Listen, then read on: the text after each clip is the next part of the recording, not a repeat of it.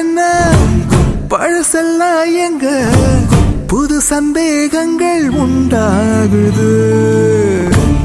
இது திண்டாட்டமா இல்ல துள்ளாட்டமா மண்ணை விட்டு 2 கால் தாவுது. எப்போதும் நான் போகும் பாதை இது இப்போது நிற்காமல் ஏன் நீடுது.